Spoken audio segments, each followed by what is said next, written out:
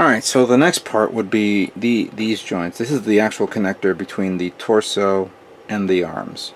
Part of that, this feature as well. And like this, one part is plastic, the other part is polycap.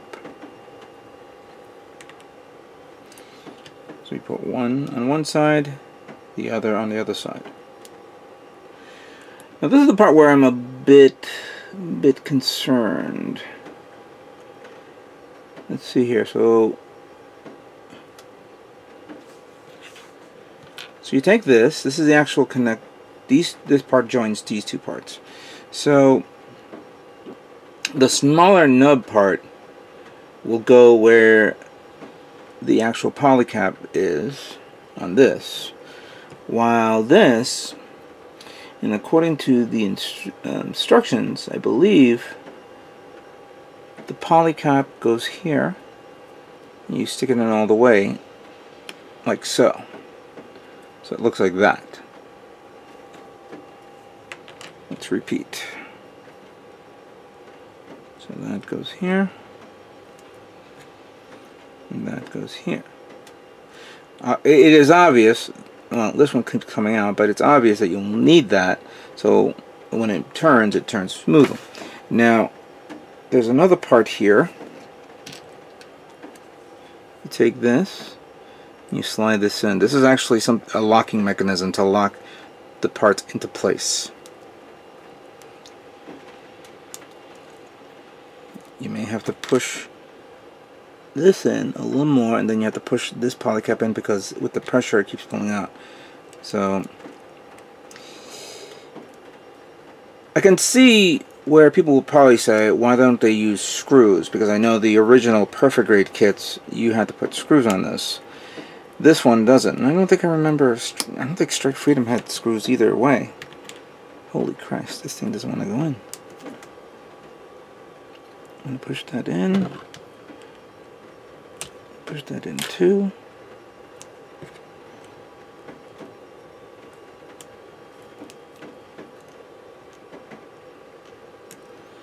Yeesh. There we go. Oh, wow. That is locked into place. If somebody told me I made a mistake, screw you. I'm not going to pop this out. Holy wow. Let's see if this works without any problems. Okay, here we go. Push it all the way in, and that's it. Now, according to this, I'm keeping this position, and then turn that here and turn that here. Then you repeat the same process but in the opposite direction. Turn that. Wow, that thing's tight.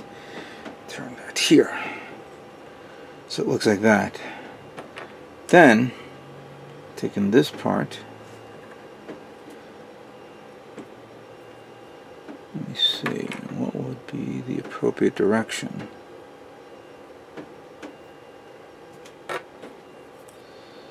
If that's that,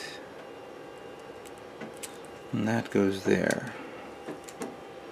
So there's a connection here. Snaps into place. Repeat.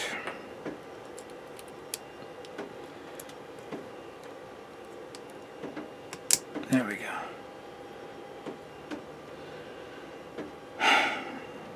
Alright, so we use this. I'm going to take this part. Excuse me, this part, then slide that. How?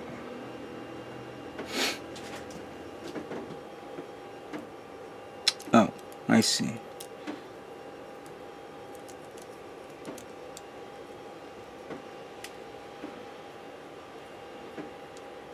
So you hold it in like that there.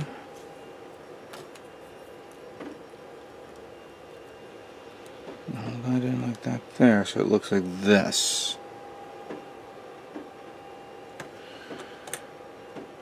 Ow. Then we take this part,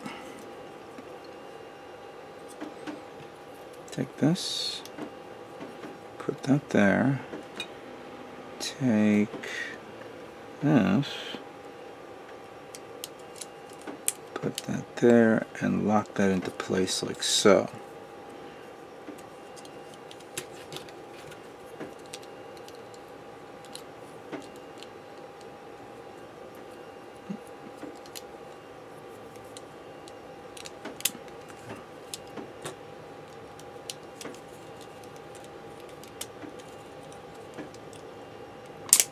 Whoops. Let's try that again.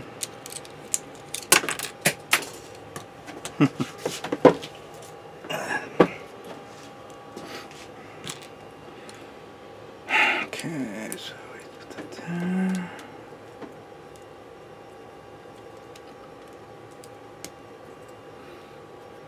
Oh, you know what? I'm dumb. I should have saw this. This part has to go all the way in.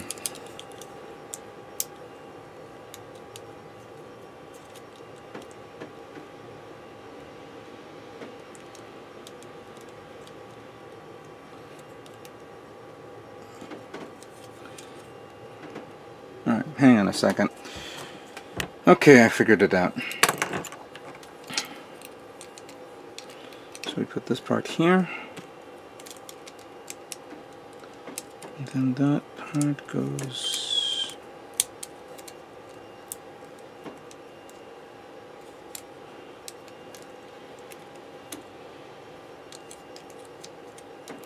That part goes there. Come on, get in there. There we go. There. So clearly when it transforms, this is how it looks like when it's expanded out, and this is when it's contracted. Bit of a chore, but we put this in here like so, so it looks like that. Now the final parts here is going to be all the clear parts, and it took me a while to actually sort this through, because of course, not because it's clear, it's because of how it was shaped and designed. And I almost made a mistake, you know, not considerably made a mistake. I just couldn't figure out what position it was, and I was going completely nuts which one is which, because not the manual has it completely set differently. Yes, I could have easily done, like I could have easily removed this during the course of the build, but you know, that was my mistake. But taking these parts here, and one part which I'm not going to put on, which is the one of the white parts. Well, first of all, let me put this in first. This is this part here, which does not want to stay for obvious reasons. Let's try the other one. So we have that, and then we have that. Fine. There. And it doesn't matter which one you use. And then we have this one that goes there. I believe this one is held by friction, so it can hold one of the white parts. So this part is done. Let's do the other one.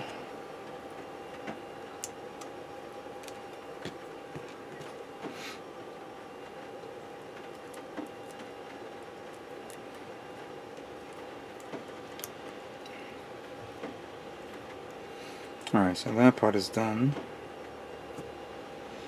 And then I take this, I put one of the parts here. How?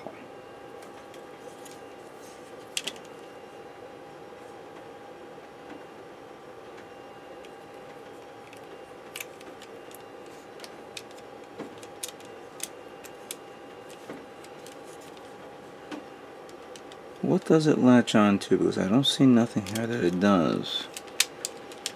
Alright, there we go. So it latched onto something.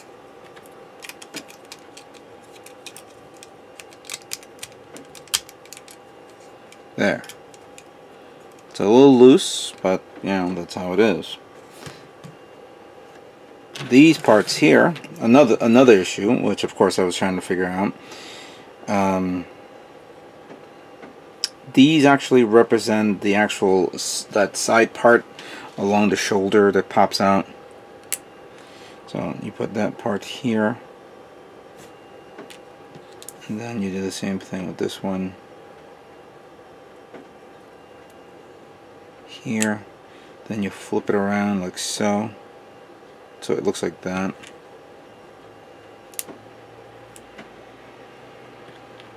It's a weird setup, but that's how it looks.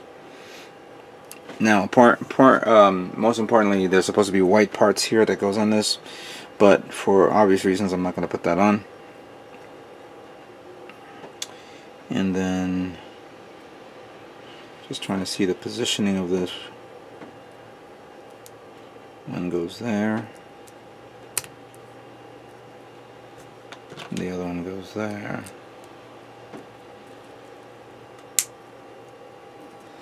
And then this one is put on top of this to lock into place like so.